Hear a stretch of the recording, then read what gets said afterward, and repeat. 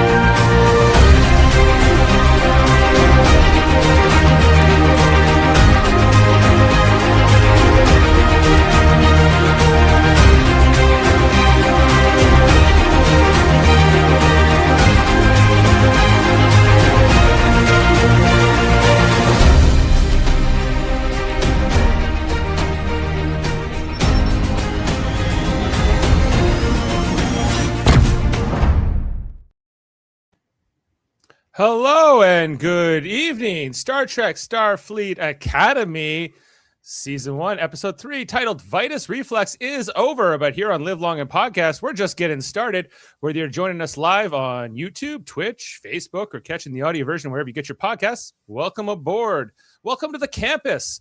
We are now 3 episodes in, and the Academy is already a pressure cooker. Between the competition to join an elite training team and a prank war spiraling out of control with the War College, tensions are rising fast. The bonds are tested, rivalries flare, and the blossoming romance finds itself caught in the crossfire. Vitus Reflux turns up the heat, and we're here to break it all down. And now here's the guy who still can't figure out why the Federation would have a War College in the first place. I'm your host, Dave Mader, and I'm not alone. We've assembled a stellar panel to dissect this brand new Trek series. Coming in first, a proud defender of Star Trek Discovery. He's giving Starfleet Academy every chance to impress him. If the show keeps its bold, ambitious energy, he's on board. But if it drifts too far into a teen soap turbulence, he's ready to hit. He's the first to hit the red alert. It's Adam Woodward. And he's muted. Well, sorry, guys. I had fire engines, but what I was saying here is that description could have been Jody or I. Oh, I got one for Jody. Enough. I wasn't a supporter of Discovery. That's correct. Yeah, so I didn't mind Discovery, but yes, that is the juxtaposition. Of course, they call him Daddy Anger, our technologist and cynic in chief. He hated Discovery. And if Starfleet Academy starts drifting into a glossy, angst-shallow plotting or a CW-style melodrama, he'll be the first to vaporize it with a phaser set to disintegrate. It's Jody Simpson. Hello, Dave. Hello, Jody. How are you? Oh, I'm all right. Excited to talk about this episode. Somewhat cautiously with you. With me? Yeah, but it's all right. We're gonna break it all down. We were hoping to have Chris Worldmine Murphy here with us tonight, but he had to cancel. But I was kind of interested to see the man who loves everything the show does. Honestly, I'm only here because I wanted to be with him, but he's not here now. So. Yeah, I guess I might have to be with me or Dave.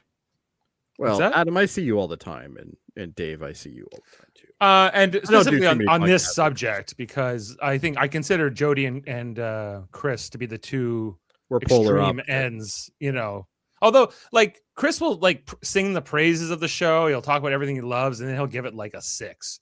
So I don't know. He looks at it through a different lens than I think most people do. He looks largely at the technical aspects, but this is a standalone story. Last week's podcast where we covered the first 2 episodes was a marathon. This will hopefully not be that. I think we can probably sum up this one in a little over an hour. We're going to break down the whole plot, everything we saw, and rate the episode. Let's Adam, how is this one for you? How's this 3rd episode doing? Now that we're moving along. Before I get to that, Dave, can we just cover just some reviews on 1 and 2 that are out there? Oh, yeah. Like, so yeah, you said you had some reviews of the first 2 episodes you wanted to mention. So yeah, please do. I just like some of the titles that people call them. Star Trek, not Star Trek. Oh Joy is another Star Trek that's about his trek as the Kardashian family reunion in Zero Gravity. So somebody that doesn't like it. This is on IMDb, by the way, episode 1 that gave it a 6 in total right now. The next one is The Future is Female. Right off the bat, I can't accept the status quo this show is built on. The burn, an alien crying child so hard it destroyed all the dilithium in the galaxy, remains one of the most indefensible pieces of fantasy writing ever grafted onto Star Trek. It's exactly what the kind of narrative nonsense that turned me off of Discovery in the first place. Jody, did you rate this? I'm sorry? Did you rate this review that I was reading to us? No, I haven't. No. Okay. I haven't actually read. Really. No, he wanted to know if you read it, if you wrote it. You wrote it. I wrote it. No, I didn't. It sounded like you. Kids these days, the idea of Starfleet Academy, a movie or series, has mooted for decades. The Adventures of Young Kirk and Spock in training for Starfleet. It did not go down well for the fan base. So here, it didn't. That idea didn't go well. But this guy rated it 6. Yeah, I mean, look, I think people have been pretty hard on it, but there's also been some really good feedback.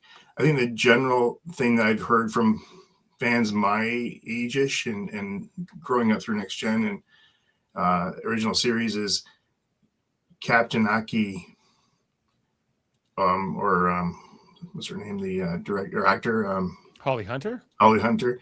Nobody likes how she sits in the damn chair. Nobody likes that. I find it quite annoying. You guys know how much Archer's pacing bothered me. This is now way beyond that. Yeah, Archer's tame compared to her. Yeah. Well, I'll say this about her: she's very unique. She stands apart from the rest in that regard. Like, the messy hair and the chair thing that just annoys me. Bare feet. But I will say this: I did like this episode tonight. This third one. It was good. It was good. Okay, Jody. So we're talking to you on the podcast for the first time. I think last week you had a couple comments in the chat. You said you kind of liked the first one, the second one not as much. So I finished the second half of the second one today, and then I watched this episode. The first episode I thought was okay for a pilot. It wasn't bad. It wasn't. The biggest problem I have with this series, and this episode really shines with it, is the writing. The writing is abysmal in this series, and I don't know why. Because isn't Tawny Newsome one of the writers? She is one of the writers. Her episode hasn't come yet, but okay, so she's not in all the time. I think she wrote the next episode we're doing. Maybe. Okay. We'll have to look that up. Wait. I don't think is 3 episodes enough to say that, Jody? If 3 episodes, 30% of a season, yeah, I think it is. When you're saying the writing, are you saying like the dialogue or the dialogue is not great? There's a couple characters that have okay dialogue, but it's most of now. I understand that obviously the issue in the room that everybody says is, and everybody defends this show and says, well, it's a young adult show, right? Which, granted, yes, I think it is, and I don't think I'm the demographic by any stretch of the imagination. Am I the demographic of this show? But you literally could take Star Trek out of this show, and this show would be almost identical to what it is right now. There's nothing that makes it unique to Star Trek. And like half this episode that we're watching today, made me feel like the first half of Starship Troopers. Like it's not the same thing. Now I understand they're trying to get a different demographic, and I totally understand that. And Prodigy wasn't for me either. So I get that too. But I don't know. I just think the writing is probably the worst part of this whole show. And some of the characters are not good at all. I don't know why they're here. Is there like a specific, can you think of like an example of like a line of dialogue you found cringy? I have them written down. There was a couple quotes from this series, but I forgot it upstairs. So if you give me a couple minutes, I'll have a look and okay. I'll see if I can find it in the dialogue. The dialogue in this episode is really bad. Like it's cringy. It's using dialogue that like 2010 kids would use. Like, and it's just, it doesn't make sense. This is what, the 34th century, almost 32nd, late 32nd, 32nd century. Okay. So with that, you would think that, you know, the dialogue would progress, but in a way it sounds like it's gone backwards. You know what I mean? Like even Discovery, the dialogue, in my opinion, was better than this. So I don't know who's writing the dialogue of this, but it's not good. Well, I can tell you. So tonight we are talking about the third episode overall of Starfleet Academy that was written by Alex Taub and Kylie Rosetter and directed by Doug Aronofsky. Now I'm not super familiar with either Alex Taub or Kylie Rosetter. So I know Doug Aronofsky has directed other episodes of like Strange New Worlds and whatever. So he's part of that new roster. I don't know. I agree with you on some extent that the show does feel like it could be like, Saved by the Bell, like goes to the college years in some regards. I'm not or even maybe not that complaining about that because I know it's not for me. It's not a sitcom, but like I guess like 90210 goes to college. Maybe it would be a better analogy. What about John Hughes?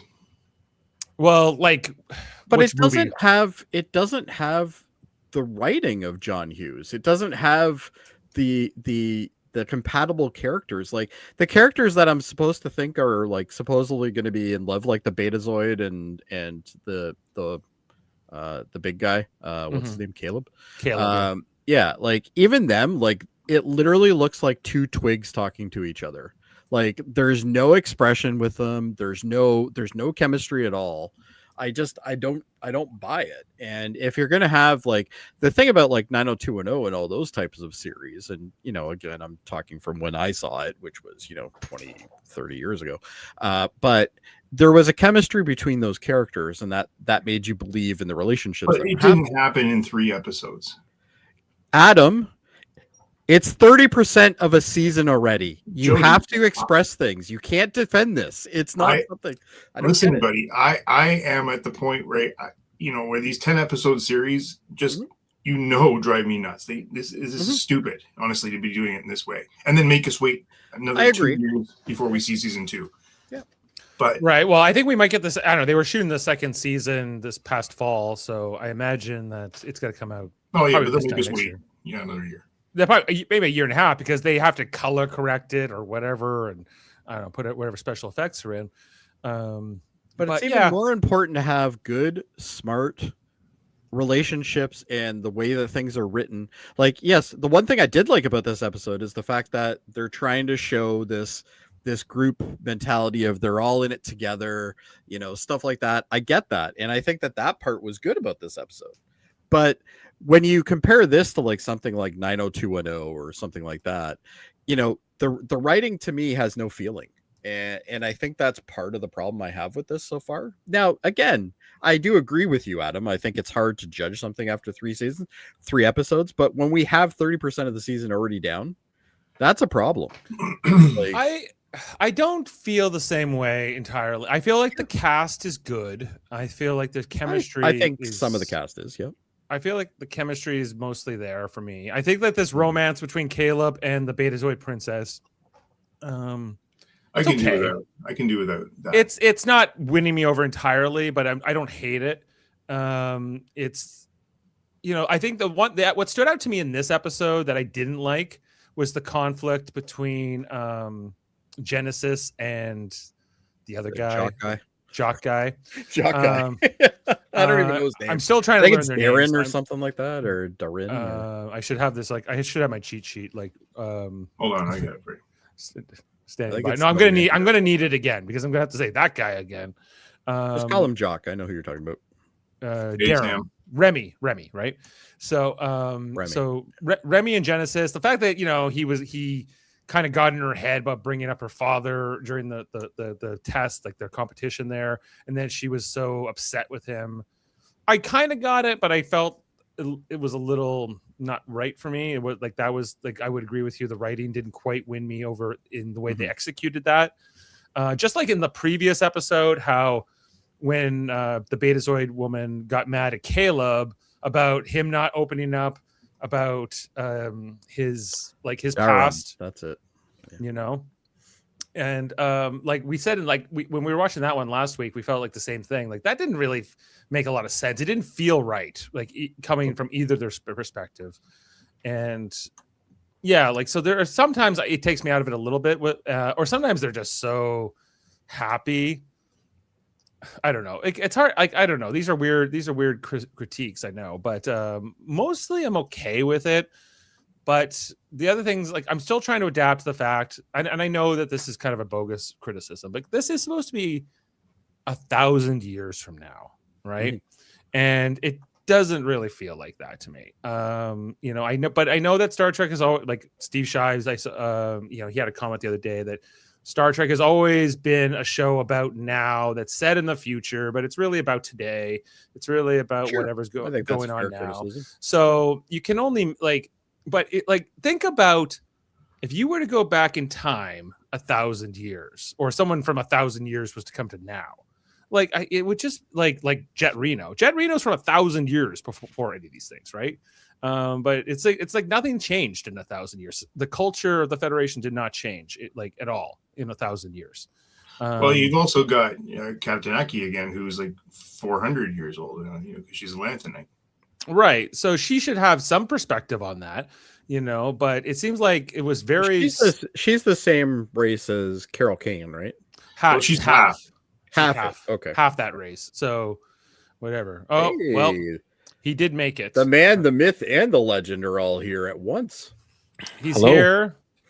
Better late than never. Funko stacked, opinions locked, and ready for launch. He's the guy who can spot a shaky plot line faster than a malfunctioning tricorder and isn't afraid to call out Starfleet or the writers when things get messy. Whether it's prank war chaos, cadet drama, or 32nd century tech that makes no sense, he's here to challenge the narrative and defend what makes Trek Trek. It's Jameel Robinson.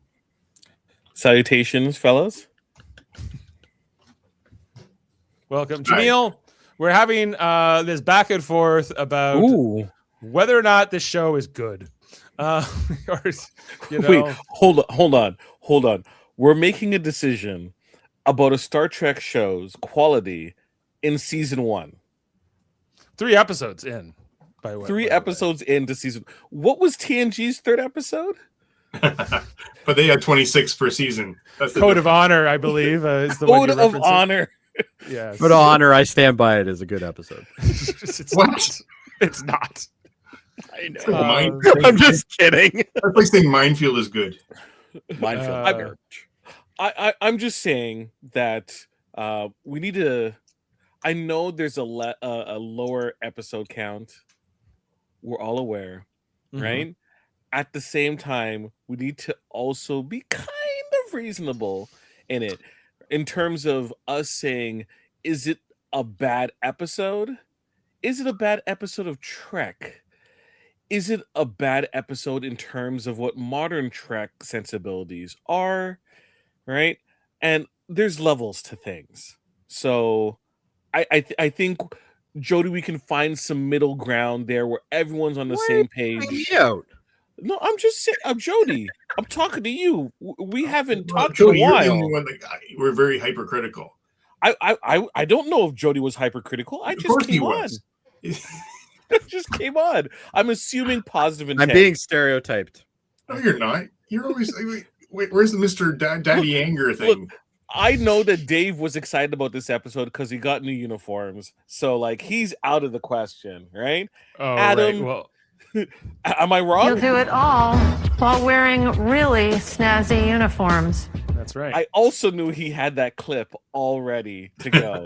Right? That's on a hot link, ready to go at any moment. Snazzy uniforms. You knew I was pulling that one. Come on. How could I resist?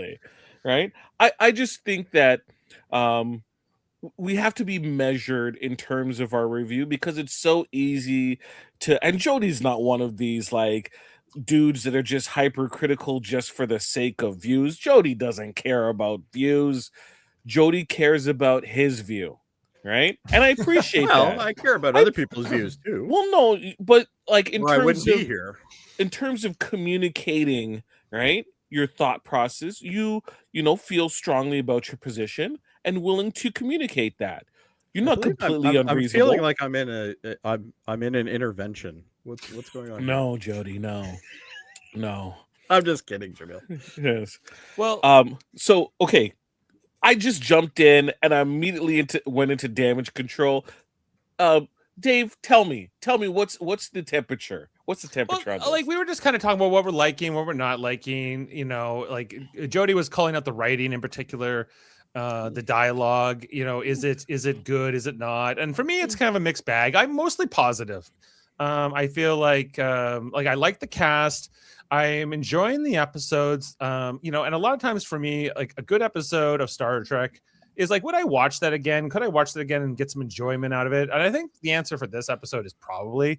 I think that it was fun enough. Even it's kind of almost like a bottle episode. It's it's all kind of set at the campus. We're not dealing with like the main plot line of the 10 episode series. It's mostly about these characters getting to know each other and interact. And so I think it does a good job with that. Mostly. I guess the other thing Jody was also calling out is like, is this show, are we just a bunch of old men and it's really, they're really going Yes, for this like younger demographic or this show isn't made for me. It's not made. It Well, be we're all anyway. roughly the same age, give or take a few years. And so, us are a little older. right. Well, actually, I guess I am the technical youngest of the group here, but like, it fixes his hair. yeah, so it goes. Anyway, but I think Younger you can have doesn't necessarily mean wiser, Dave. Just so you know, you can have it both ways. But like, anyway, Jamil, did you enjoy this episode? Would you want to watch it again, or I don't know if that's your litmus test, but So okay, I don't think this episode is meant to be watched again from beginning to end, and the reason why I say that is for who the demographic of which this show is particularly for. And the demographic is not going to watch a full episode from beginning to end again unless they're binging it for some reason. And this is not Or it's necessarily playing a in the binging background show. while they're watching, while they're playing Fortnite. It's not a bingeable show in the sense as what we've seen, right? What you will see, what people will consume this episode going forward, and the elements of it is clips on TikTok, right? That's how people will watch this episode. Well, So it's that very funny, TikTok worthy. yeah. So that funny sequence that you saw, that's going to be a 30-second TikTok, right? Sure will. Or reel on Facebook, and that's how people watch it. You know why The Rookie is considered a very popular show? It's because the amount of work they've done marketing it on TikTok and Reels. You can go on Reels and you'll eventually bump into some segment from The Rookie, or was it a 911, right?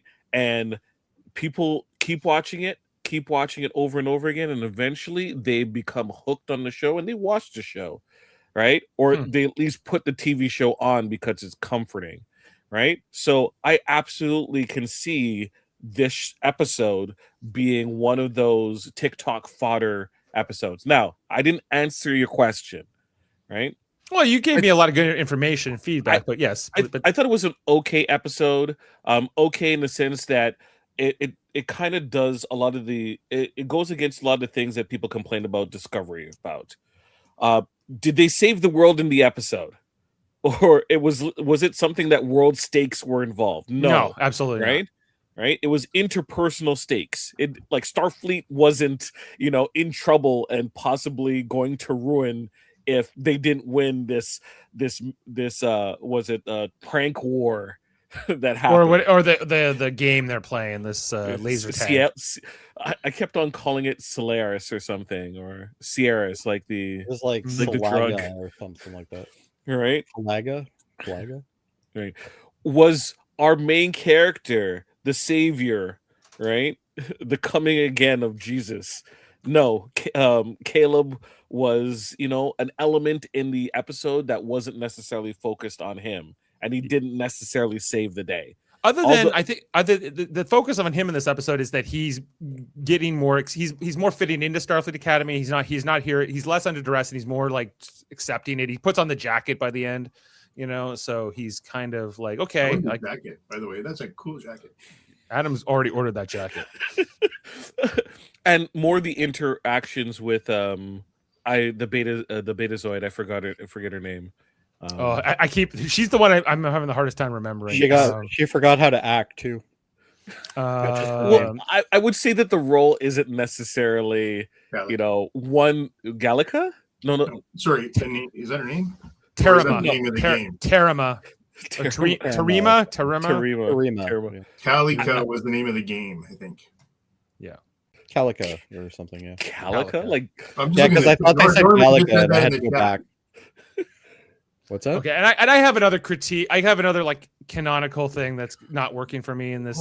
Can I just say one thing before you get into your thing? There was a lot of crossover to Starship Troopers, to the movie, not the book. As far as like just the game and the change room. I didn't get any boobs in You wanted boobs? I wanted boobs and butts, and I got that in Starship Troopers. You did. But these they're very young women. Let's not get into that, okay? But the point being is that they're adults. It's all okay. Anyway. Dave. Apparently, Dave's watching the show for a completely different reason. This is not Euphoria, okay? Star Trek Euphoria. Jamil, I liked the show tonight. It kept me going. I was interested. I was never bored. It was episodic, which I like a lot. That is a nice thing to see in modern Star Trek. It's not like we had like the Red Angel is coming and when are we going to figure it out? And here's clue 1 of 7 that we're going to, lay like breadcrumbs throughout the season. There was none of that. And I love that. Yeah. Now, if we could just get the captain or the chancellor to sit in the chair properly, my life would be good. She's never going to be. She is manic pixie captain. She keeps putting her damn feet on everything. Like, did Quentin Tarantino write this show? Yeah, I thought the same thing. I thought why do I keep seeing her feet? Why is this a thing? Like they made a choice. Her feet are more predominant than you can't say that you don't know anything about her. Like I already know a ton about this captain. Like you just in her mannerisms. Yeah, she likes to read and put her feet on panels. I saw an image and said that would you be too freaked out if like at the end of the season a blue police box comes and she's like, I've got to go, and she gets drifted away because she's the 10th Doctor or whatever, 14th Doctor. I'm not even sure what number they're up to right now. Right? Yeah. The 13th Doctor was Jodie Whittaker. So she would be the 15th. A different Jodie, not me. Yeah, she'll be 15th then. I'm still waiting for the BBC to get a hold of me to be the new Doctor Who.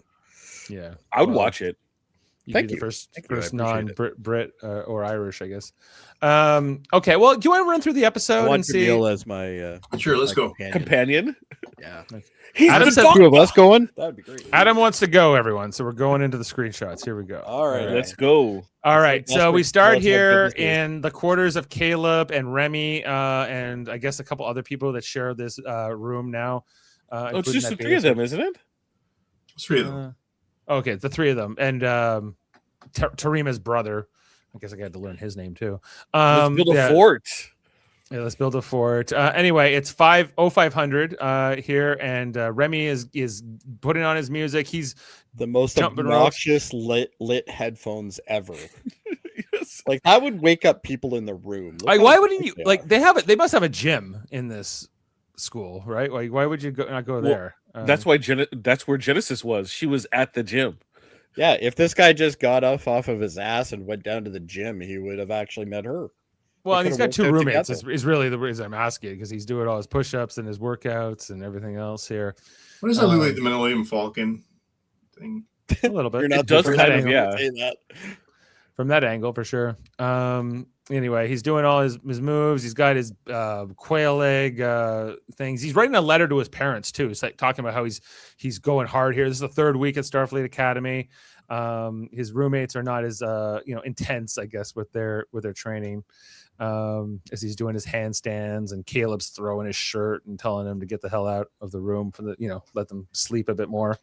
So as he heads out, he bumps into Genesis, who's already been up way before him. Because Remy, his goal is to make captain, to be the top of his class, to be ahead of everyone, the last to go to bed, the first to wake up. And we see that Genesis is even ahead of that. It's like she's got the same attitude, but she's even more intense than him. But she likes to wake up at 3:30 for some days and 3:30. Yeah, because she does certain days she does this kind of exercise, and other days she does power stuff. Yeah. Whatever. Anyway, so this is kind of a reality check here for Remy, as he realizes he's got some serious competition here at the school if he wants to be top of his class. We then go to the gymnasium. Love that they got the lines all painted on the floor here. We get to see the War College also. They're very much side by side here in the school. Like I thought that the War College was going to be like more detached, but it seems like they're going to be like this kind of War College has a way better mascot. The Mugado is better. Yes, Mugado is way better than the Gecko or whatever Starfleet Academy has. The Lappy. The Lappy, yeah. But so the War College, I guess, more established after the fall of Starfleet. Okay, can you go back one for a second? I just want to point out something that I have a real problem with this entire fucking series so far, and it's these goddamn CG robots. Why the hell are they everywhere, and why are they annoying? Does anybody else get annoyed by these things? Because they're like they're in every bloody scene. Remember the movie Silent Running? Yes, you remember. Yeah, so Huey, Louie, and Dewey. Yeah. Okay. That's what I remember. Though. They're from Discovery, and they're kind of like this. I know we saw them in Discovery, but it's just they're so they have. Yeah, Norman just said dots. Yeah, I think they're there to be cute for people who like cute things. They don't really. But there's so many of them. Why? So they can have little figurines that they sell. Just like we saw the jacket that they're going to sell. They'll have the pajamas that they're going to sell. Pajamas with warp cores on them. This show is not going to go that long to even sell merchandise. Give me no. See, Jody, no. Jody, you don't know. By the time they were making this, they already had these things earmarked. So I'm sure the Funko's coming out and all that. Yeah. Yeah, all in advance. Oh, yeah. So they already have the uniforms that have already gone to, you can probably go on Paramount Plus, and it's like next week you saw the pajamas in episode 3. Buy them now. Yeah, I do like the. You'll be on a TikTok reel lady though. I like her. Yeah. Who, the Jem'Hadar lady? Yeah, Laura Thok. Yeah, she's a standout in this cast. Absolutely. I'm really enjoying her in almost every scene she's in. Enjoying the writing for her as well. Kind of like a drill instructor here amongst the cadet master, making them do the drills, run, sprint here. We see Genesis and Remy keep going at it. She keeps berating Jaden. Jaden, the most peaceful Klingon ever. He's very zen. I'll talk about him later. She's going after Tarima's brother here, and then we see Caleb. He can climb a rope. He put those muscles to good use here as he beats like the War College's best. Jody, I've met this man in person. He is jacked. Yeah. Dude definitely knows how to get the muscle. I'm like, damn, especially compared to all these guys. Like, this is the rivalry, and it's like that dude could throw around 3 of these people. They're like, why did we get him at the War College? Yeah, it's like he should be at the War College. He's like, he beat him so easily. I'm like, did you look at this man? Of course he did. Like, look at that shoulder. It's the size of my head. And not only is he like this giant guy, but he's like also an Oxford trained actor. He's actually, he's classically trained. So he's got a lot coming. That surprises me. Bringing this into this. Be honest. Yeah. I'm telling you, during the reception for the pilot, dude, him and Remy were out talking to like the people there for the entire time. Right, and was open for any type of conversation the entire time, right? Dude He's is kind of new to fame and everything too, right? He's like he was He's relatively young, yeah. Yeah. So anyway, during this whole gymnasium scene, him and Tarima are making eyes at each other because she's joined the War College cadet program, I guess. And so there's kind of like, I think he even gets called out by Laura Thok here, calls him Romeo because Romeo. Romeo, Action. pay attention here. He was definitely giving off the drill inspector vibes from Full Metal Jacket for sure. Yeah, a little bit. Yeah, here. And they start getting ready to make this Genesis team is so small. for the My Calica God, here. too small. Yeah. Anyway, both Genesis and Remy were both like captains of their Calica teams when they were younger. A lot of them have never played before though. And so anyway, it's all about this organized sports. Then one of the War College guys throws a basketball at Caleb's head and starts a bit of a ruffle here, or like a rustle, a little bit of a fight here between the War College side.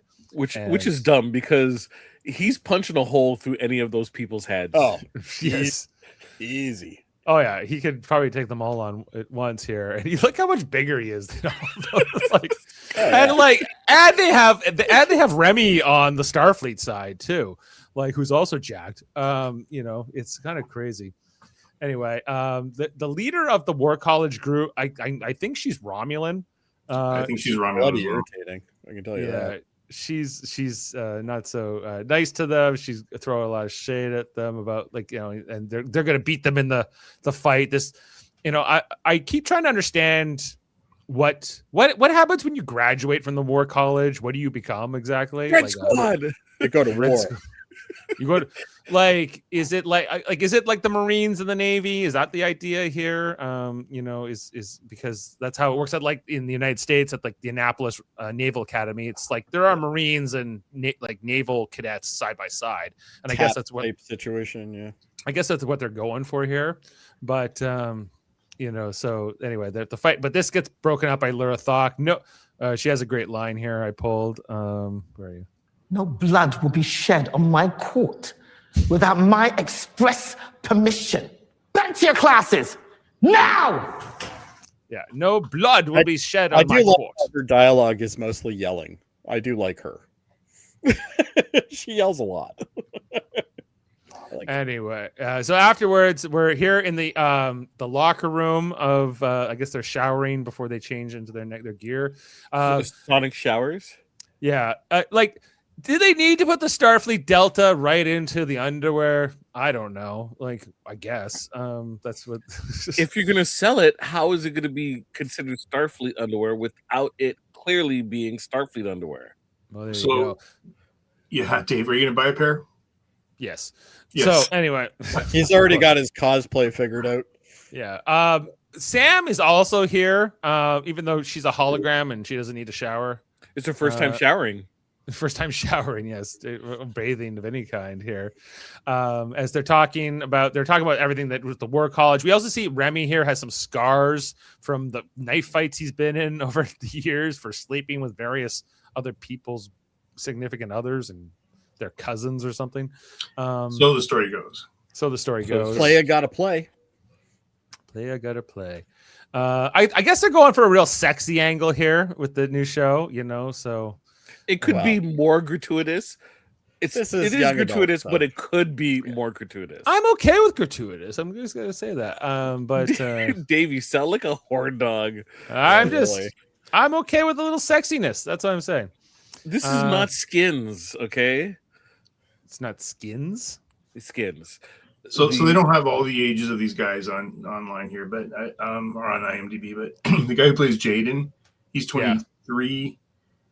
Carice Brooks, who plays Sam, is 25, and Bella Shepard, who plays Genesis, is 24. Okay. Well, yes, they're not children. Okay. We knew they were legal. We just think Dave's a creep. Okay. And then they go. I will hit you back at that the next time you bring that up. All right. Okay. Anyway, so then they got beamed out. They get beamed out in a prank here by the War College kids.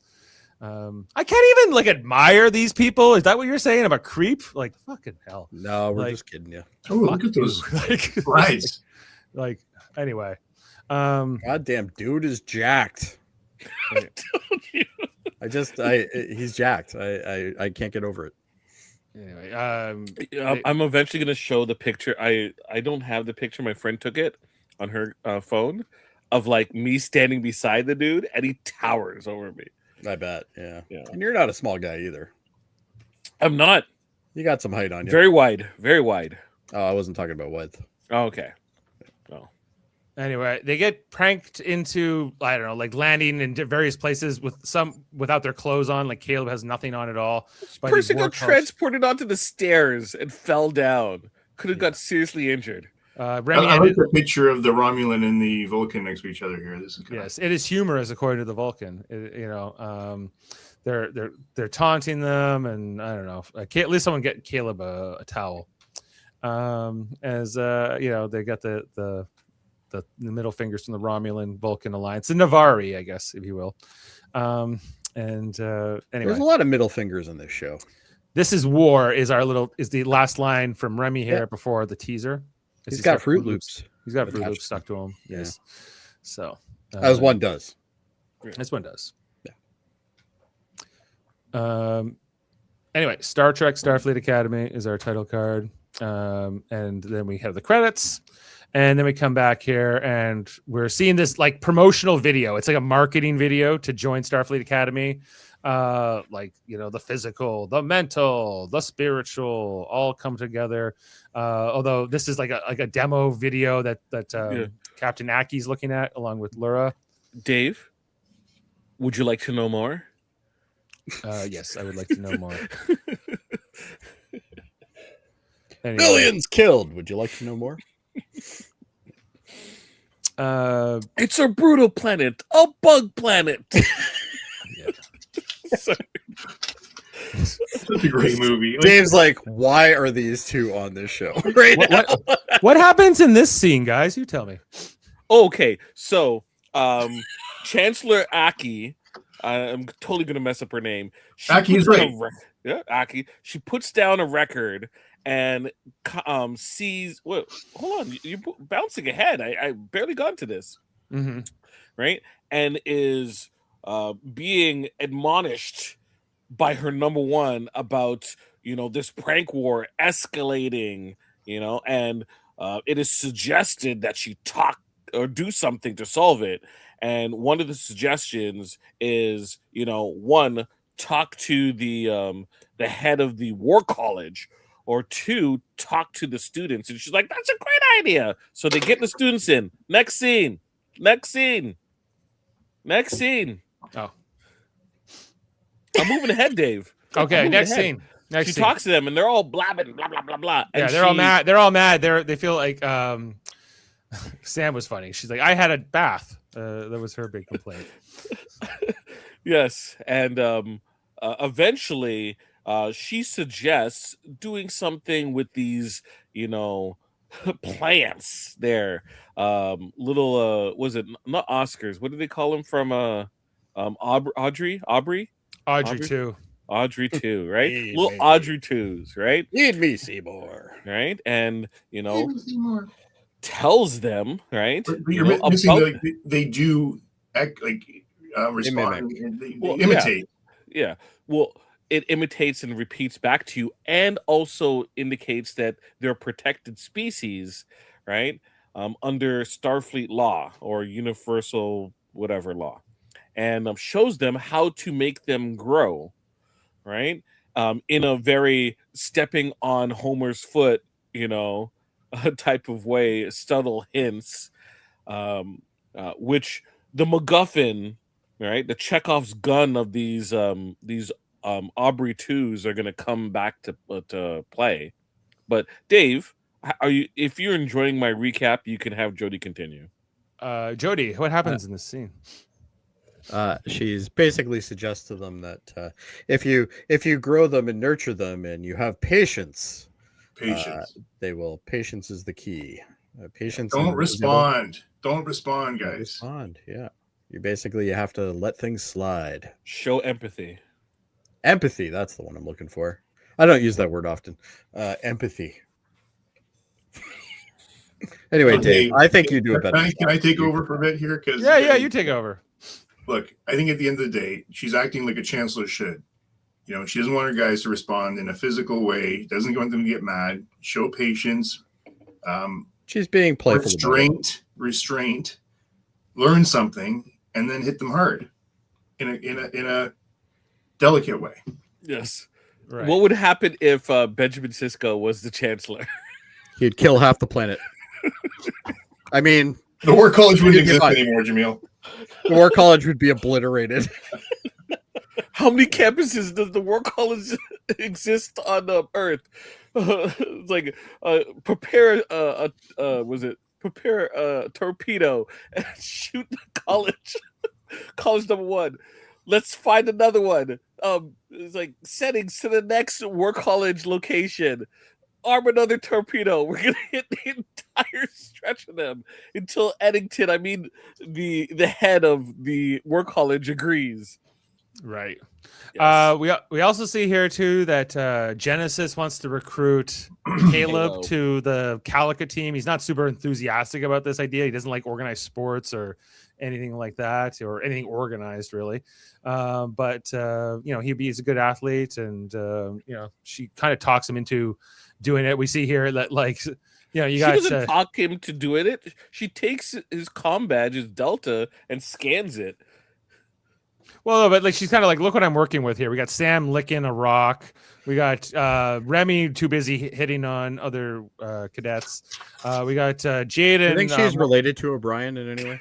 What? You're gonna say that? Yeah, it's very Molly. Very Molly. Yeah. But anyway, this is So I don't know. Caleb eventually agrees to do this. I don't know how she convinces them exactly, but he's coming along. So they're getting ready for then we get this scene here where they're all in their gear and they're getting the game explained to them, how it works, how it's played by Lura. Then Jet Reno shows up, and this is she's the coach here. I thought you teach temporal mechanics. She says, "Well, I'm a nerd jock hybrid. Nerd jock hybrid. I can relate with that." But okay, did Jet Reno play this game when she was a cadet?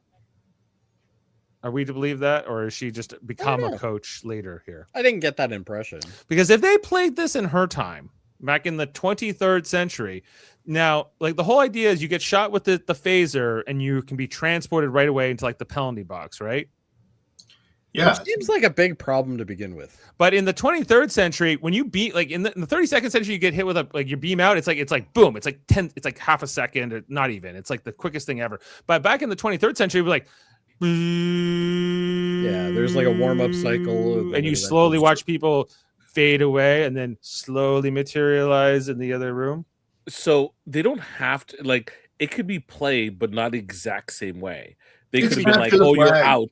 It's literally capture the flag. Yeah. So they don't need to have the same technology as far as it could just be paintball or laser tag, like they referenced. I guess. Yeah. Anyway, if it was the same, it would make sense. But anyway, we see Betazoid guy. He gets a lot of push-ups here. Betazoid guy. We're just gonna call him everything but his name. What's 200? Do you know his name, Jamil? No, I never claimed to know his name. I'm just laughing at the fact that we, 1, don't know his name, 2, not really that motivated to find it out. His name is Bavi. Babby? Right. Bavi. Anyway. Bavi. Yeah. Anyway, they're setting all this up. They're talking about this being laser tag, but then we actually see them go into the simulation, and it's all the cadets are in particular Sam is terrified. Room? The danger room, yes. Sorry, Dave. The question about Jet Reno being played, having played that, I think that what we learn later on in the episode is I think she's just going to be a co-coach with her partner. Yeah, she maybe she knew nothing about this game before. Yeah, for all we know. Anyway, they're all scared. All the cadets are, but not Remy, not Genesis. They're very calm because they've played this before and. They're doing quite well, but the other cadets not so much. You have to get run out, ring this bell. We see Genesis and Remy going back and forth. The drones get released, and this is where Laura's release the drones. As we see them start to come out here and start to shoot them from the sky, and Sam and Betazoid guy are all scared. Post-apocalyptic laser tag. Yes. I kind of want her to deal with a cadet named Sam or Scott. Sorry, Scott. Scott. Yeah. Eventually, the battle simulation keeps going. Remy and Genesis are both like neck and neck. They kind of basically tie here, and then I think is this where he taunts her? Yeah, and then they start showing us the Calica training thing. It's just a normal phaser, but it can beam you out. So Caleb shows up late to the meeting, and Laura just like shoots him just for kicks for being late and sends him across the room. She's not messing around. Don't be late for my meetings. And we see, like Caleb is good at it, but he doesn't really understand the rules. Like he jumps up here and he grabs the drone and he kind of like starts smashing it. He starts smashing it, and they're like disqualified, from everything else here. Sam is still scared. I mean, it looks really fun to play that game. Anyway, I would love to play that. Dave, you wouldn't want to play this game? I would play this game. Well, there you go. Yeah, I wouldn't want to get transported. No, maybe not. But that would be the scariest part of it. I think is just like that really feel like shock of like just because you get vaporized, it would be that quick too, right? So later on, is that the real point of the training? To get cadets used to being like to not fear being vaporized and having lasers shot at them. Red shirt training. Could be. Red shirt training. Yeah. The next scene here we got Caleb and Jaden walking along here, and they're coming away, and they're talking about road-keg blood ply and Klingon foods, and he's like, it doesn't count as food unless there's blood in it. Yeah, that was a good line. It doesn't count as, it must be the most peaceful Klingon ever. But then Caleb notices Terima in playing basketball in the gymnasium. So but then he also sees the war cadet people coming, and he thinks that they'll stop him from talking to her, I guess. So he gets Jaden to distract them. Although I don't know if any of this really mattered. Nope. Anyway. So nope, it didn't. Yeah. So Jaden has to stop them and tell jokes to kind of help his friend here. Hello, my name is Jaden. Jaden. It means he who crosses oceans of fire. So, yeah. I'm Kyle. It means Kyle. Kyle's got the hots for him. Kyle. I was like, I'll take you. Kyle actually means a narrow sea channel. But anyway, small butt crack. Yeah. Writing. Then we got Caleb talking to Terima in the gymnasium, and why he's questioning, why did you join the war college? To get away from me? I thought we had something. And she says, oh, you think I joined the war college because of you? And I don't know. This scene was okay, but it was very long for me. And then playing basketball and going back and forth. Yeah, I would agree. Like the 47th minute in the last episode was awful, and this scene was awful. I do not like these two. Jody, I don't like them. You don't like them together or together? Well, I don't like her at all. I think her. I don't know who she is, and I'm sure she's a lovely lady, but my God, the charisma just gets sucked out of the room when she's in there. Like it's brutal. I'm supposed to believe this is a Beta Z. This is a Beta Z. Norman asked earlier, have Betazoids been retconned? More referring to the second episode, and we were talking about that in the last podcast about how, like, just give them some black contact lenses. What are we doing here? Not only that, but like, it just even the mannerisms, like we're so used to. Yes, I'm always critical, whatever, but. We're so used to the Betazoids that we know, which obviously Troy, Luxwana, that family of them. Don't forget about Lon Suter, of course, and Tom Elbrum, yeah. But they all have personalities that people flock to. This woman, honestly, well, maybe not, yeah, but this woman is like, I wouldn't even know she's a Beta Z. Wouldn't even know. So, okay, to be fair though,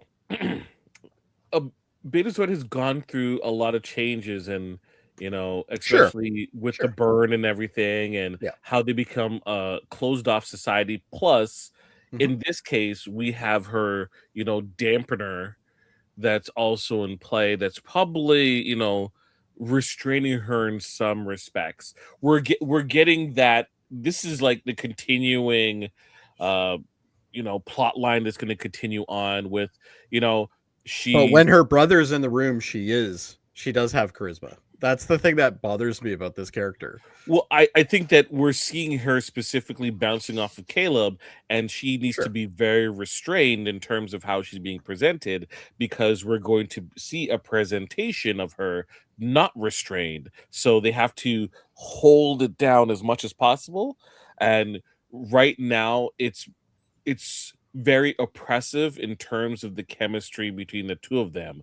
They're saying there's chemistry there, even though one of the people is like, I'm acting, and it's very, very robotic, and I don't get not any really chemistry bouncing between these off two of characters. anything. So I don't see it. We're supposed to, but I agree. It's not really working too well in terms of the dynamics between these two. I thought there was more charisma, more chemistry with Genesis and Caleb. Yes. Right? Yeah, I agree. So I don't know. I think we have to see how it plays out, but at the same time, it's not working for me.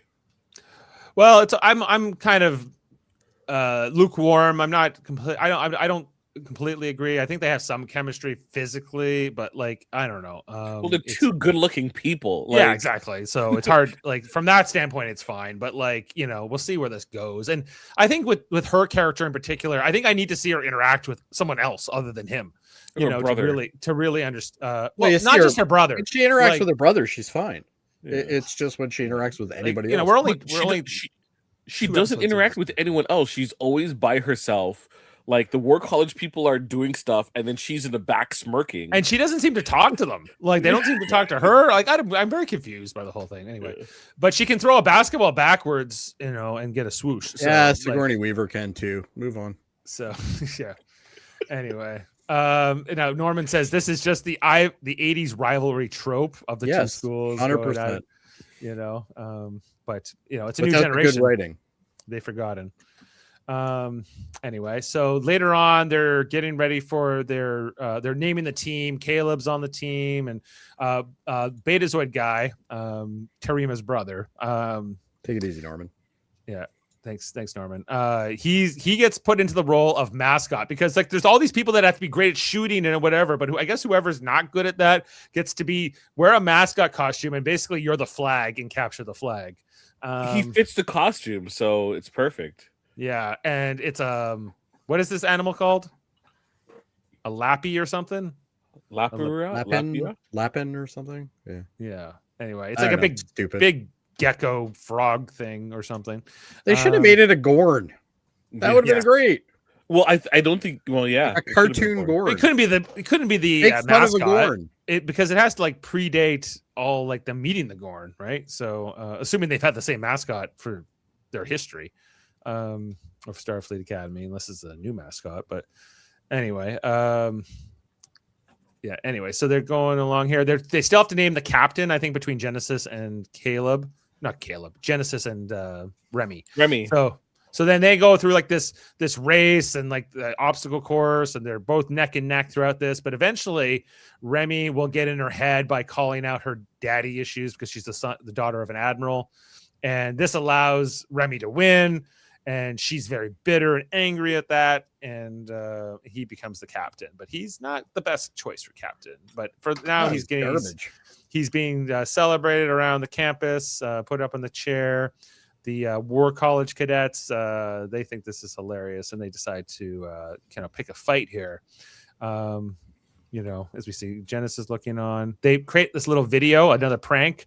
It's all the footage of the Academy cadets, like running away in fear. In particular, Sam here, and there's them not looking too impressive in their training exercises. I To me, still this don't is a get why fair this prank. character is here. I don't Was get that? it. I don't get Sam as a character. This character is terrible. I don't get it. I like her, but I like Sam, but Jody, I understand your reservations as to why they haven't really explained why are we doing this. Why is it so vital that we are having this holographic life form now join the academy, right? And Yeah. it's just like, oh yeah, she's a hologram and she's joining. Cool. Everyone's like, okay, I guess, and just kind of yada yadas it. There should be commentary because she can transport and do all this stuff. It's kind of unfair in some regards. I especially in think this. it's a neat premise. I just think the character is terrible. Like it's No, I think like- she's fun. I think she's fun too. She's fine, yeah. yeah. All right. You're Start outvoted. Jody. Anyway, so they get mocked here with this prank where they're showing like they suck at things and like join Starfleet. And it even has like the same voiceover as like the real promotional video. we Oh, saw I'm earlier. quite enjoying now that I know it's Stephen Colbert. Hearing him. Yeah, it's Colbert. Yeah. Anyway, the work then Remy like calls out Romulan cadet lady, the work college cadets, and they're taunting them along here. Meanwhile, we see the chancellor of the war college, the guy with the tea fetish. Trey 48. Yeah, Love he's him from going Trey to- 48. He's going to his quarters here along with Captain Aki to thing. We see he has like a retinal scanner to get into his office. And then he loves to serve You remember tea. in Wrath of Khan when Captain Kirk had to do that to see Genesis, the Genesis project? It was so revolutionary when he did that. I was like, Right. In 1982, they thought it was pretty. Yeah, and, wow, that was so cool. I remember and how many years later? 1,000 at least. Anyway, so they're coming along here. He's got like a special fridge for his teas, and he's talking about the teas and what. I thought that was the temperature- work word from the Le Serrano from Picard. Maybe, and then you got Captain, Looked you like got Holly Hunter's character here. She just like comes in, she starts laying over everything. She got her shoes off. He's like she's in a Gap commercial all the time. He tries to get her to drink the tea by like turning the spoon a certain way. And no. she's just- You gotta. It's almost like back and forth, 6 to 12. It's a swish. Oh yeah. It's the T swish. You have to that properly distributes. He does not microwave his tea. Ew. No. God, he I does hope not nobody microwave his microwaves. You'd their be tea. 84 surprised the amount of degrees. people that do that. 84 degrees. My mother does that, by the way. It drives me nuts. She goes to 84C. No, she microwaves her tea. Oh, okay, yeah. There's a lot of people that do that. From the beginning, like I can imagine heating it up with. The No. She makes a pot and then it whatever. It goes for hours. Oh, okay. Oh, rather so than- she reheats it then. Yes, it's just She steeps it and reheats it. Okay. Anyway, That's the a point, little more the point of the acceptable. scene isn't just tea, though. The point of the scene is that Holly Hunter Oh, is it? knows that the War College Chancellor, he helped his cadets hack into that footage because you would need like to be like an officer to get to that access, and so she knows he helped him. And he's like, well, of course, like that's what I should do because I don't know what his rationale really was exactly. She's wearing reverse sandals. Yeah, can we look at those again, please? I was trying to figure those out during the. Oh yeah, look at that. Yeah, They're no like- soles, they're- but they they're have like- pops on them. They're almost like anklets, but like with like extra. They're tops of shoes. They're literally foot chaps. That's what they are. Yeah, well, there's a choice. There's civilian wear. I don't know. Anyway, so he's And do they not have a hairbrush in Starfleet Academy? no, they don't have a hairbrush. Okay. Anyway, so she says something to him here at the end. And I don't know, like the scene's kind of awkward, but he doesn't really understand it either. But basically, she's going to help her cadets, but not in as direct of a way as he did. Basically, He's basically saying she's going empathy, guys. You gotta show some empathy. we need to teach them empathy. Yeah, that comes up a lot in this episode. Empathy. Which is fine. I think that is something they should be taught. Yeah. But Right. Go Anyway, a so Remy wants to get back at them. He wants to do pranks, and Caleb's not super interested. But Remy kind of goats him into it. Says like, "Don't you want to get?" Caleb's like, how do I find my mother by doing this? Right. I don't understand. Dave, you're muted. What happened? It's great. Oh my gosh. Oh, is he back? Dave, are you back? Oh, there we go. Yeah. Can you guys make it a second without me? Okay, thanks. Oh no, we're we missed you, Dave. Thank you. All right. So then, anyways, this is where he gets into it with Genesis, because Genesis is mad at him for using her family stuff against him, and she's not she's pissed at him, and he kind of feels bad about it. He'll apologize later, but not yet. Then they have like a simulation game here against the like kind of like an exhibition game in the atrium. They couldn't get the access to the field, so they used the atrium instead. They hacked the robots to tell people that it was closed, and then they saw a Daft Punk episode or Music Tron, video. decided to put the lights on. Tron. It looks good. Yeah. It looked good. It was a good looking scene, and I like these the uniforms they're wearing. So the War College is actually Section 31. I think that's what we Yes. figured out now. Yeah. Section 31. Yeah. Section 31 is like a rogue agency. Yeah. Not anymore. After the burn, they probably came to the Gross. forefront. They're like, oh, They took over. we didn't put all of our eggs in all of our baskets, and we had some non-warp core vehicles, and we survived, and we helped the Federation. I hope that's not true. I hope that's not true. Okay. See, Dave, you only say that because it sounds plausible that they would use that as the explanation. Oh, I think it's plausible, but like I hate it if it's true. Anyway, Remy is a captain. He's not very good at it. His strategy doesn't work. The War College cadets completely best them over and over again here. His strategy is like, you guys get behind me. I got this. Yeah, and he's like, he gets eliminated first here in the competition. He literally gets shot like the first shot of the round. He gets out on. Yeah, he's out on the first. He's out right away, and like he's not very good here. But basically, and Sam is useless. Sam's not very effective, even though she should be great because she can't be shot. So Well, you see that later, right? So they shouldn't lose any rounds because they can't shoot her. But she isn't a good shot to begin with. She just has to get to the Mugado and shoot him.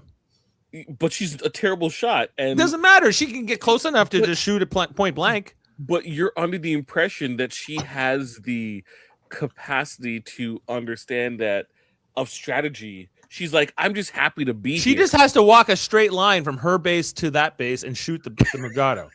It's not hard. It's like even for a 2-week-old hologram. I'm sad to say here. I don't understand why they don't think of this until basically the end. But they're getting their butts kicked in this competition. Round by round, I'm kind of yada in here, but at one point it seems like they might be winning here, where Tarima seems to go head to head here with Caleb, and Caleb does shoot her, but it was really a distraction so that they could get at their mascot. They were giving googly eyes to each other for like 5 minutes while everything else is happening. Laplings. Lapling, that's it. Anyway, and so eventually, like they get in, like Remy and Genesis get into it here, and I think that she's able to kind of take command. Why does the armor have really bright spots on it? It has like these lit up like panels. I don't know. Yeah, the Tony Stark heart, It's meant to look cool. It's not meant to be functional. Not practical. Because if we're gonna go the Tron route in terms of the set design, we're gonna go Tron route in terms of the costuming. Yeah, I think the set looks fine. So is this a saying that Disney's going to take over sometime, Jamil? No, they're just getting ready for the theme park, just in case they have. Dave's about to lose a gasket. I'm fine. I'm just like, if you don't want to be here for 2 hours, then let me run through the episode. Let's go through this. Sorry, the last. I want to hear it. I don't want to hear it if you don't want to be here until the end. So the last podcast I was on was, hey, did you see this? It's always Adam. Adam will be at the end. He's like, oh man, we've been on for so long. I'm like, well, what do you want me to do? So it's not for me. Okay, Adam, we want you to be here to the end. I'm going to be here to the end. I never jump off early. No, That's I know. true. Anyway, so Genesis takes control. She shoots these replicators, which creates smoke, which allows them to see where the War College kids are firing from. That allows them to win this one round. Oh, also because they finally use Sam's, the fact that she's a hologram. They disguise her as the Lapling mascot, but it's not her. It's not the Lapling, and they had to kind of do two things just to win one round here, and they technically still lost the game, but whatever. Like, they kind of got a moral victory. But they banded together, Dave. Yes, they banded together, they worked together, and they were able to, not be a bunch of losers. Like the Mighty Ducks won a game. Is kind Bad of News Bears. They right. They didn't win, but they showed up. They showed. Right. Next time they'll get them. But to Jamil's point, if you put the Tron soundtrack from Daft Punk in the background, it totally would fit the scene. Anyway, so Remy's not feeling too good about his leadership or his captain. Even like the War College kids say, seems like they did a lot better once they got rid of you. The strategy was getting rid of you. Yeah, the best strategy was getting rid of you because you were the big problem here. We could use that in other things in our Remy lives. kind of like says, okay, fine, you be the captain, Genesis, and he kind of has this little pouty thing and walks off. And then Laura and Jet Reno show up, and they're mad about this for some reason because they just blew up three of those bloody. Yeah, they have to close the atrium. They took over. They didn't have permission. Yeah, this is great. She's just yelling at them. I like her. I didn't feel bad for Jet or Laura at all. They didn't hurt anybody. Like, it's look at how big his muscles are. Jeez. Yeah, he's a big guy. I guess they shot up some replicators. He's pretty dreamy. So then they got bring to see the Chancellor Aki, and she's not super impressed. She's wearing her Warp Core pajamas. It's 2 a.m. I have to admit, though, I did like that line where they're like, "Oh, I can't remember what they said was on her shirt." She's like, "They're Warp Cores." The Warp Cores. Yeah. Yeah, somebody said it was something else, but I can't remember what it was. Anyway, so she gives them some hints here too, that this is kind of the hints she'll give them about what she needs to do in order to get the prank back and whatever else. Some of these screenshots, Steve. I know. You were working overtime. These were the best ones. So if this show was made like maybe 25 years ago, right? Chancellor Aki would be like played by what's his name? She'd be Tommy played by Chong. Tommy. No, I think it'd be Carol Kane. No, Tommy Chong. He's like, hey man, empathy. He clouded smoke over him. Yeah. I like the idea of having a captain, chancellor, whatever you want to call her, as the way she is. Like, I understand, like, she's got quirks. A complete hippie. Like, totally get that, and I'm all for it.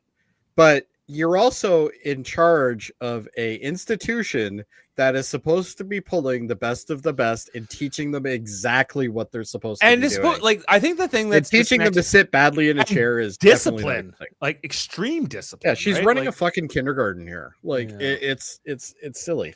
Like, soon she's gonna start eating paste in front of them. Like, was it Billy Madison? Yeah, the kindergarten teacher starts eating the paste. I think eventually the end result of what we're gonna see from Starfleet Academy is War College and Starfleet mesh closer together. Where she's teaching them to think outside the box and be, have imagination and empathy, and we get more of the military precision and decorum that you'll see in traditional Star Trek, Starfleet. That's the end result. Maybe. Right. Well, and she introduced them to these, like, the Vitus Reflux here, this fungus that is almost like a parrot and says whatever you said back to it. It goes by here, and like Caleb kind of puts it together what they maybe need to do here, and using that as their prank to get back at the War College. Then we see that Remy goes to see Jet Reno to talk about why his parents aren't writing him back. I laughed so hard. What? I laughed in this sequence. You didn't laugh in this sequence? Where this she's was like, actually a good scene. I did. It's like, why did you laugh at it? What? He's like, there's something wrong with this pad, and it's like, only one-way communication is happening. She's just Jet Reno's just like, no, it's probably because you're a loser. But anyway, No. A teenager with parental issues. Never before in the universe. Never before seen. that was a Right. good line. But she's saying like people aren't complicated. They're going to show up for you. They're not going to show up for you and whatever. And basically she's saying that, maybe your parents suck and, maybe you need to Move on. Yeah. Anyway, but then Laura comes in and we find out that Laura and Jet Reno are a couple. That they are together, and Laura's Show of mad- hands. How many people care? Well, Laura's I want to mad see at more Jet. sequences with them as a pair. To be fair, Yeah. Oh, if they had a kid, that'd be great. I already like this relationship more than I liked Stamets and Culber. So like this is yeah. and And I like those two characters. That's the thing about it that bugged me the most. It's like I like both of them individually, but it's like their chemistry was, and the scenes that they paired them together was like, oh my god. And this kind of gives me an example of where I'm trying to talk about bad thing, because we actually skipped over it, but the scene where they're all in the locker room, the one guy, I can't remember which guy it was, but one guy's like, oh, I date men and women. And I'm like, why is this even in here? Like, how is this subject to this thing? And that is kind of the example I'm trying to say here is like, some of this dialogue makes no sense for the scenes it's in. And then other times they bring up stuff that has nothing to do with what we're talking about. And I don't get it. I don't get why we're doing they were this. just complaining about like, did you prep the replicator, which I didn't know was a thing, but then about where they're going to go to dinner. It was, which is this is fine. These two are interacting. I get that. We're talking about Star Trek. Hey, Jody, my favorite color's blue. Okay. Let's resume talking Yeah, about no, what let's we were resume talking before. about the episode. Yeah, exactly. I get what you're saying, Jody. I get it.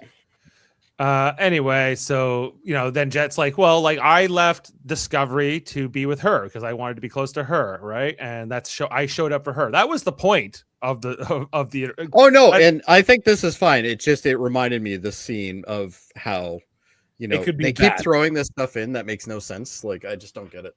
Yeah. But anyway, sorry. Anyway, I didn't mean this scene was the problem.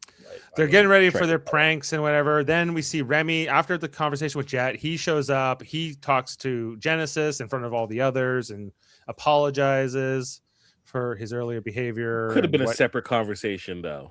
But they could all hear him, right? And like even like we see Jaden and Caleb like, I guess he's learned something for once, or whatever.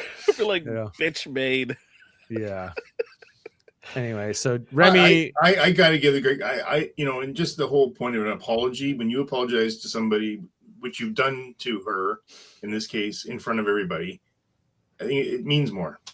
So yeah, I would agree. Adam, Yeah. I like you, Adam. I'm okay with that. Anyway, so then they're going on their way. They're getting ready for their little prank heist.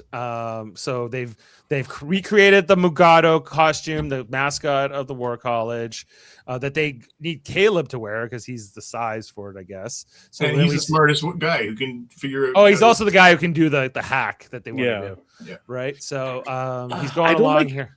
I don't like the word usage of heist because it doesn't follow all the elements of a heist, even though there is music, like nifty music, and there is stuff happening. They didn't really follow all the elements of a heist, though. Maybe not all the elements, but that's the closest analogy I have. So That reminds me of another thing I don't like about this show. Okay. The amount of music that's in this show.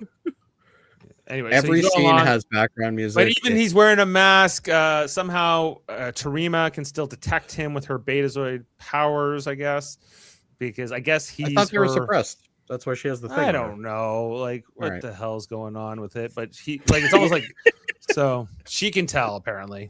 Right.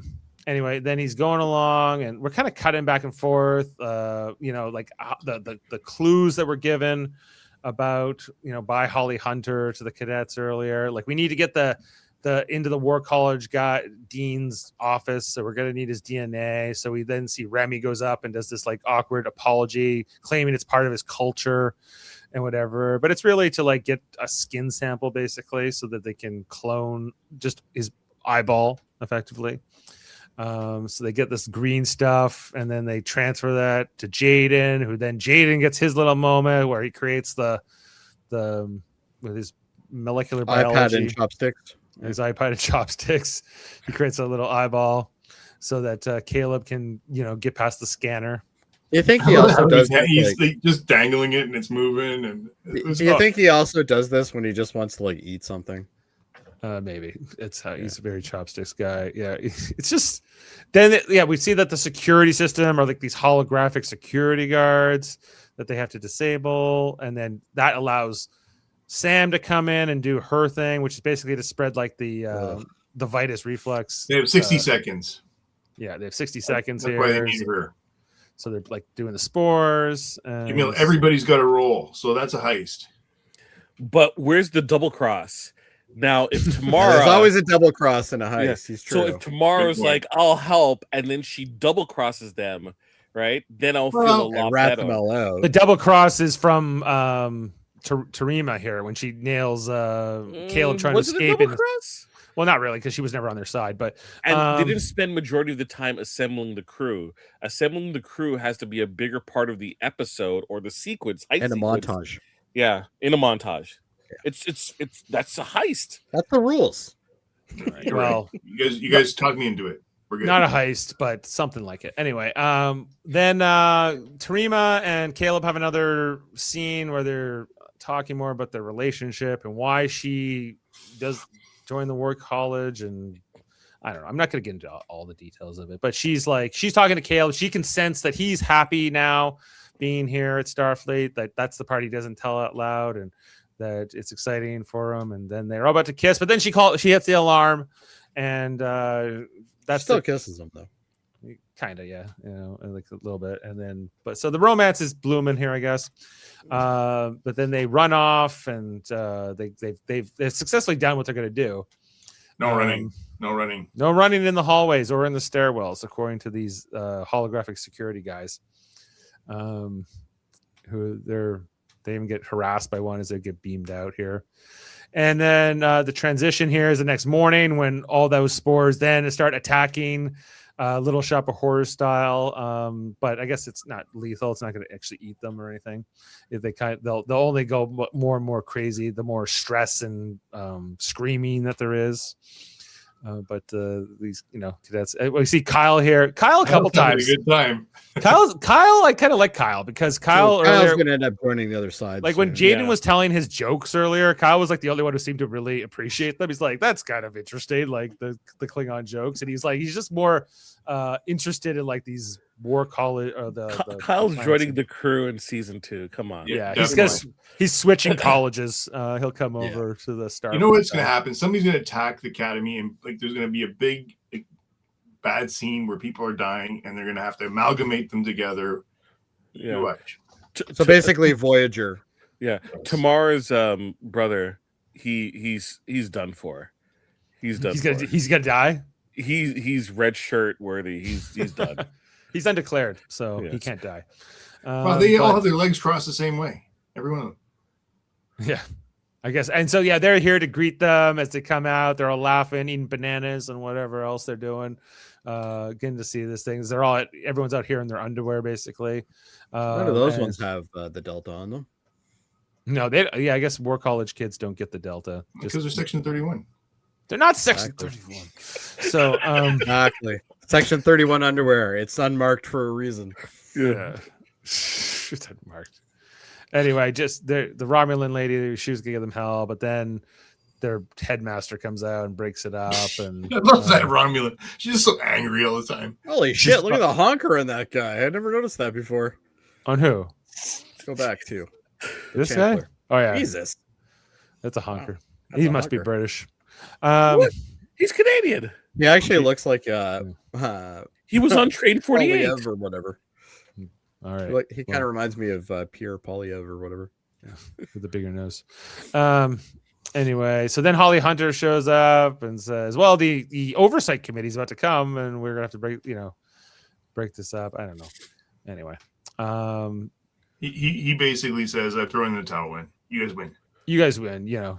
Conceded. So you win the prank war." And the cadet, Because you waited to the very end, just before the committee comes, and you did a prank that you would need help to clean up. Right. So, Genesis legs are crossed the other way now.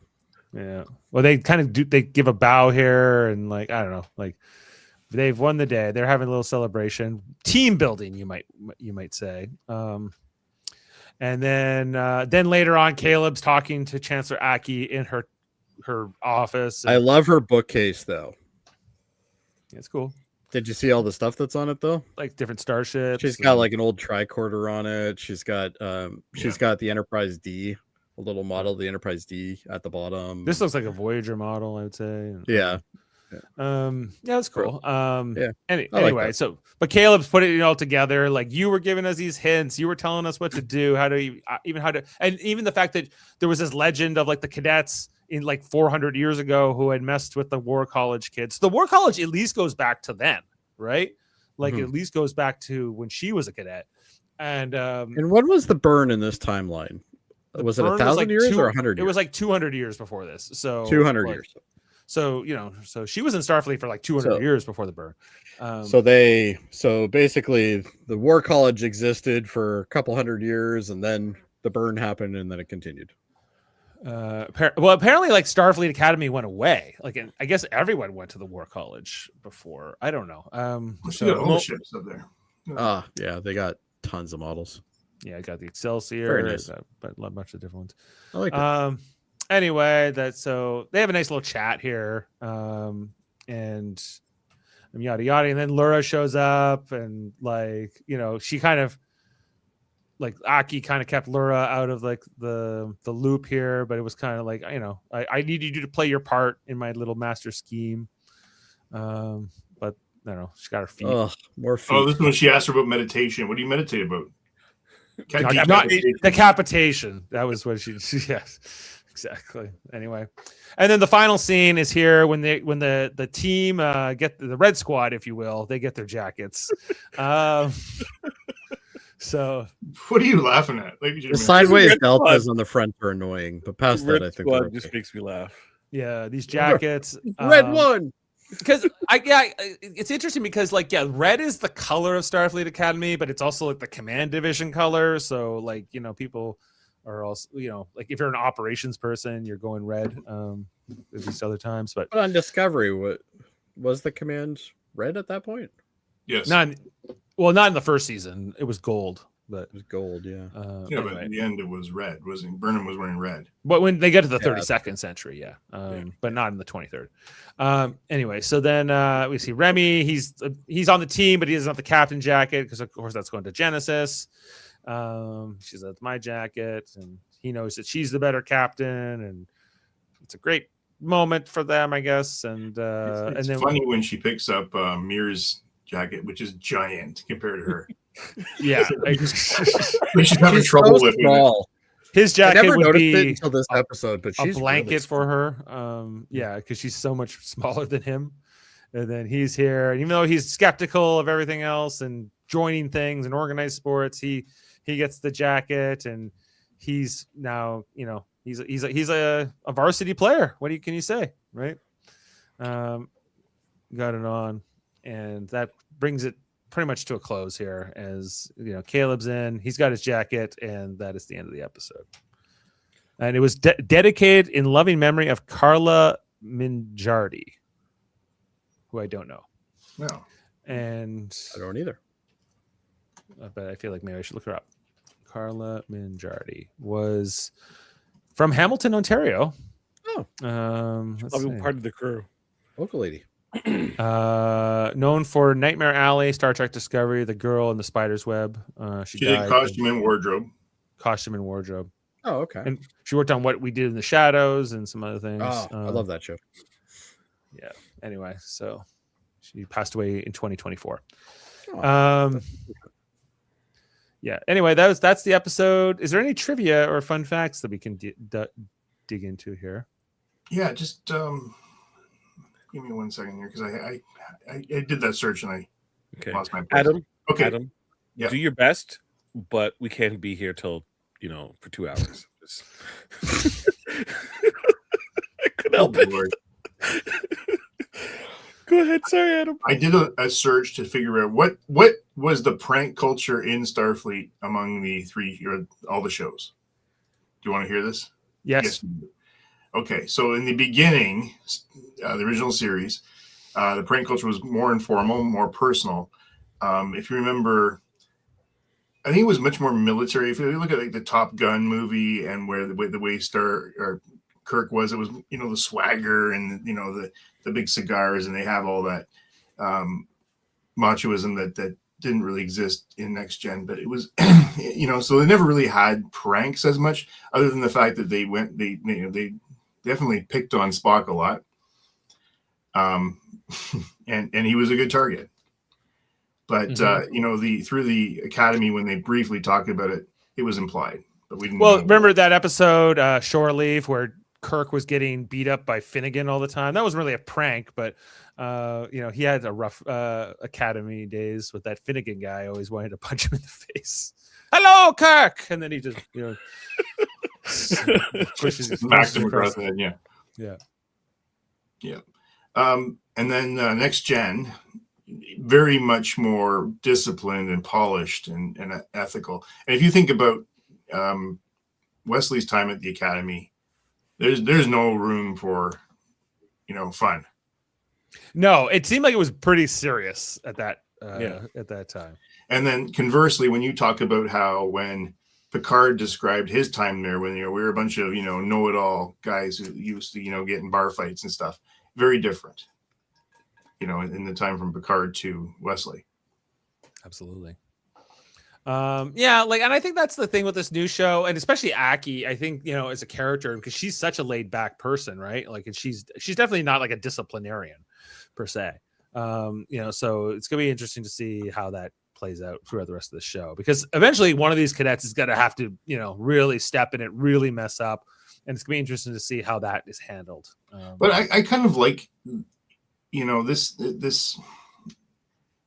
And I don't want this misinterpreted, because it will sound like it is. But when you think of Revenge of the Nerds and sort of the college pranks and the things, the shenanigans, they use the word shenanigans in this episode tonight a couple of times, that you used to get into back in the day. That it's different now, of course, but probably rightfully so.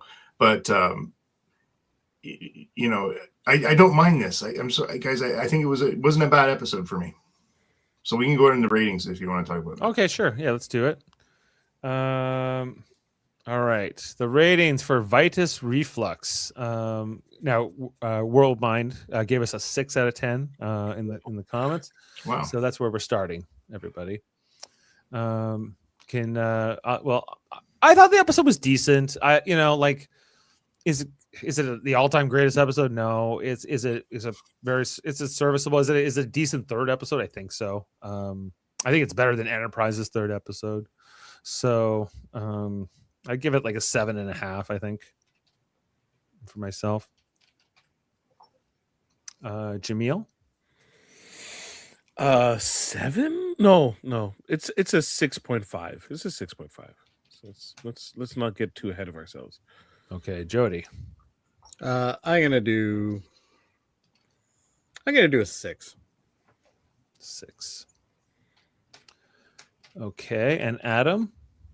I'm a 7, and I would have been higher at the beginning of this tonight, but Jody, you made some good points. Jameel made some good points. You all made good points, but there was a few things that pulled it down for me. Was the choosing of Remy. What's his name? Remy for captain, and then that scene with the basketball game, or the basketball. Yeah. Like, keep in mind, 6.5 for a first season Star Trek show isn't bad. No, you're right. It has heavy lifting. We're still establishing a lot of things there and kind of moving the story along and setting the tone for the series. So the 6.5 isn't necessarily a reflection of it being a less than stellar episode. It's serviceable, and it does a lot to the service of the show, but it isn't good, and I don't want to give it extra points that it doesn't necessarily deserve. Well, hey, it's all right. Did you want my ratings for the first two? I figured we were gonna do it for both. Oh yeah, let's do that. Okay, so Jody, you Okay, can go so first. for the first one, I would give it an 8. I think it was Okay. very solid coming out of the gate. The second episode, I was bored to death, so I would say probably closer to. I would still say it wasn't bad though. 7, I guess. 7. Okay, and Jameel. First episode 7.5. Okay. I if you saw my comments about last week, I didn't think it was bad. I thought it's a pilot, and pilot has to do a lot of things to service its position, establishing tone and characters. So things fall to the wayside, and still good. It's not lost. But actually, can you put that to a 7 and not a 7.5? Oh jeez, bring it down. Yeah. Okay, yep. And put the second episode as an 8. I actually liked it a lot. Regardless of how I feel about the chemistry about the characters, I thought the characterization and the actual story of the episode was really good. So yeah. All right. Well, okay. So thank you for that. So it brought the two of you together brought down our ratings. But it's probably more realistic actually. It's not Encounter at Farpoint, like no, it's not. Well, Encounter. Oh, I think it was better than Encounter at Farpoint. Oh, I like Encounter at Farpoint. Yeah. I didn't mind Encounter at Farpoint, but our average of the four of us tonight is 6.6. On IMDb right now, as of this moment, with only 463 votes, is 4.8. What? That's insane. That's what insane. It's at. That's what it's at the moment. So it might change in some time. It's not that many votes, but it's brand new. So yeah, and the haters clearly got out early. But but that's where it stands right now. Somebody called it Hogwarts in space. It's not. I don't think it was that clever. Oh yeah. So, quite honestly, Hogwarts in space. So what the Klingon would be named what? Cut plow or something, or like are we going to see the cleverness of naming conventions like Cho Chang and Seamus for the characters? Like let's be people talking using Hogwarts in space as an insult, saying that it's less than. Look, people need to look at Harry Potter in general with a better lens, right? Because not as good as people, looking back at it. Not that good. I think if you like the medium, enjoy it. And you know what? This show is not for me. I know it's not designed for me, and I'm trying to be as clean as I can with that. But if you watch this show and you generally enjoy it, good for you. That's all. Yeah. Everybody has an opinion. If everybody's having a last word here, I just want to say I want to like a Star Trek again. Because me too. I just haven't had an opportunity yet. You liked Lower Decks, didn't you? I love Lower Decks. You're right. Pardon me. I was just so disappointed with Strange New Worlds.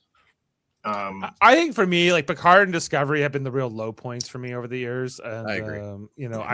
I'm much happier with this because I feel like this feels closer to Strange New Worlds, which I don't think is a perfect series, but I think it's tonally it does a pretty good job, and I feel like they got a pretty good mix here, so I'm here for it. I don't even think the writing's on par to Strange New Worlds for this. Quite honestly, for me, it's very similar, but well, if Picard and Discovery are the issues, that's 2 out of 5 series. But Adam was like, "It's over. We're getting close." I would say Adam is more positive on both of those shows than me. No. I liked Picard and I know. Yeah, I just said I think Adam is more positive on those shows than me, which you just agreed with. Yeah. So it's but I'm not negative. Like it's just no. I don't look. I kind of came out guns blazing, but Jody has been more than fair. Adam has been more than fair. Dave, but what did Dave do? No, what did I do? Look, everyone's getting a turn. Okay, everyone's getting a turn. Well, so yeah. Just looking ahead to episode 4, it's called Vox in Excelsior. Don't know really much about it yet. I was like, what does that mean? Like translation from Latin is a voice on high. Voice on something. Yeah. It refers to a bull issued by Pope Clement V in 1312. It's a singing episode. Voice on high. It's a High School Musical episode. Oh boy. Okay, I'm telling you right now, if this is a musical episode, I'm fucking done. We would know by now. It would. I They won't would be. promote it, yeah. I won't be here next Thursday night because Jody and I are curling. So no, actually, no, I'm not curling. We're curling on Tuesday, right? So it's. I'm gonna be gone for this episode. I'm gone for next week. Actually, I'm on. Hey, did you see this one? I'm gonna be talking. Yes. I'm talking Face Off. That's why. And you'll still be talking when we go to do the next one. Yes. Oh yeah, I'll be there for. I'll be talking about that 3-hour all night tour long. right there. So Chris Gilligan's Island. is going to be hosting next week. So watch out for that. And they'll be talking all of that. He'll be God like, help me if it's a musical. yeah. So maybe you can be there, Jody, to cover the musical. I joined this one just for fun. But. Heather should be available. She's playing the Briar tonight, I think, and everything else, the Briar Patch. So she'll hopefully be back for that as well. And I will 100%. He says, all right. Well, since you're hosting, we really need you. It probably would make sense for you to Raiders. show up, Thank you, World Mind, for watching. Yeah. All right. Well, with that, I have a little 30-second soundbite we're going to leave you with here. Please tell me if you're not at the table, you're on the menu. You're not at the table, you're on the menu. Yes, it's not that. But it's about food. So anyway, we'll see you next time here on Live Long and Podcast. Thanks to the whole panel. And I was asleep. It's okay. Okay. Well, you're not now. All right. Well, we'll see you next time here on Live Long and Podcast. Have a great one, everyone. We were having turducken for dinner, but now it can't exist because you forgot to prep the replicator. I'm sorry, kitten. My bad. Are you not respecting dinner? Dinner is important. We'll go out. Chinese, Navari. French. Sorry, kitten. I want coq au vin, but with crab da leg and rapoc sauce. I'll make a res at Yvette's. See? Everything is going to be all right. Nope. Goodbye, my love. Even more now. French Klingon fusion. The cuisine I never knew that I needed. See you later. Beam up some Star Trek content with Live Long and Podcast. A roundtable movie discussion with Hey, did you see this one? And take a peek into the darkness with Heard Noise, Must Investigate with Michael Chan. Watch us duke it out on trivial debates. And let's chat about TV with the Super Mater Brothers. It's all here on the United Federation of Podcasts.